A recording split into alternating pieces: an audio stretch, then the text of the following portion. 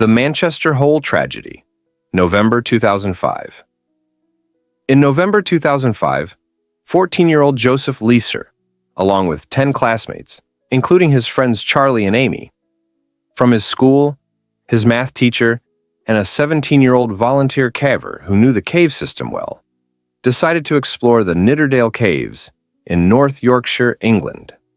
The cave system is famous for its 20 entrances, and the group chose to enter through Manchester Hole, a small opening in the ground that leads to a huge cave. They descended through the hole into a massive chamber about the size of a football field, with a few inches of water on the floor and a 50-foot-high ceiling hung with stalactites. After passing through, they entered a tunnel and climbed down a muddy path into a second, smaller chamber that still held all 11 students and had shallow water. The tunnel then narrowed sharply, forcing them to crawl on hands and knees for 40 feet through twisting passages. At the bottom, a muddy stream soaked their clothes, but led to a small chamber where they could stand again. The math teacher was the last to follow the group.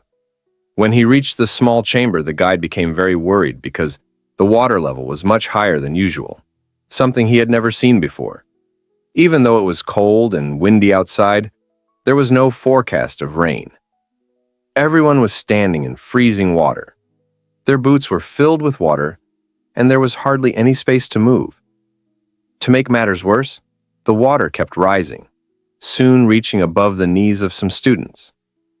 The guide, confused by the sudden flooding, knew they had to get out quickly, so they decided to retreat. The math teacher went first, followed by the students one by one, taking the small passage back to the previous chamber. At one point, the teacher and 9 of the students were inside the tunnel when a sudden surge of cold water flooded the chamber. The guide, along with Amy and Joseph, were the last to exit the chamber and enter the tunnel. The tunnel was crowded with students struggling against the rising water. Realizing the danger, the guide, Amy, and Joseph went back to the previous chamber to catch their breath. But the water kept rising and they were nearly submerged. Taking a deep breath, they re-entered the tunnel. This time, the tunnel was clear enough for them to move.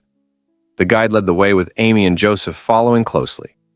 However, in the previous chamber, the guide pushed Amy out to safety, but Joseph never made it out. The water continued to rise, even in the chamber. The guide tried to go back for Joseph, but the math teacher insisted on taking the other 10 students to safety. Tragically, Joseph drowned in the narrow tunnel where there was no air. After the incident, the group went to the surface to alert emergency personnel, and they emerged under a blue sky with strong winds, but not a single drop of rain. It was later revealed that strong winds had blown water out of the nearby Scar House Reservoir that day. Thousands of gallons of water were forced into the river below, causing it to rise 4 feet in just 1 hour. This surge of water drained directly into the cave system. Normally, water slowly trickles through and seeps into the groundwater, but that day, the huge volume overwhelmed the cave's ability to drain, triggering flash flooding throughout the system in just a few minutes. Cave rescuers arrived within 20 minutes after being called. By then, the water had already receded to below their knees. They found the lifeless body of Joseph Leeser in the narrow tunnel before the final chamber. Neil Moss Incident, March 22, 1959. It was Sunday, March 22, 1959, when 20-year-old Oxford philosophy student Neil Moss, along with 7 other people, 4 of whom were part of the British Caving Association, decided to visit Peak Cavern in the village of Castleton, Derbyshire. The cave system was well known. However, 2 weeks earlier, the same 4 BCA explorers had discovered a new fissure in a side chamber that was 1,000 feet deep. The 8 explorers entered the cave system in the afternoon.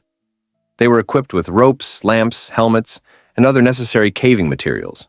Upon entering, they discovered the Mucky Ducks section, a wet-squeezed tunnel that was frequently flooded after rain. This led them to the Boulder Passage, an easier section where they could stand upright while descending and maneuver around various obstructions. Approximately 493 feet into the passage, a 10-foot climb on the north wall of the upper gallery awaited them.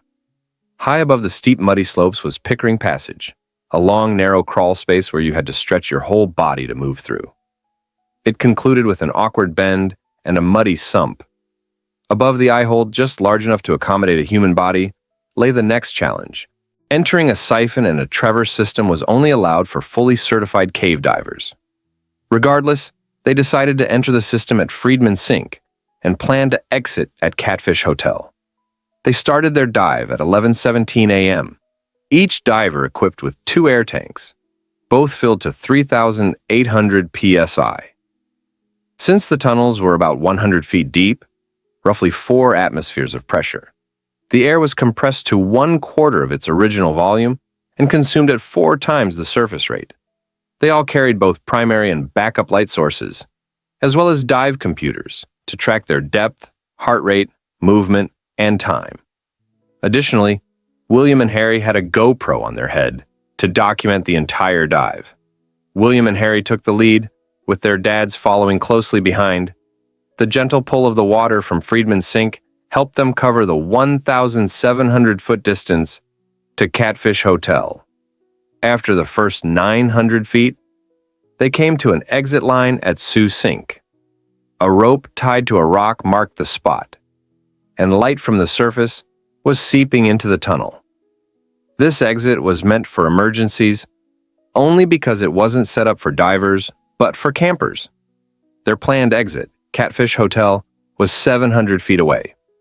They kept diving and eventually reached the end of the route near Manatee Springs. But they couldn't see the exit line to Catfish Hotel. Confused, they started searching for any light coming from above, but found nothing.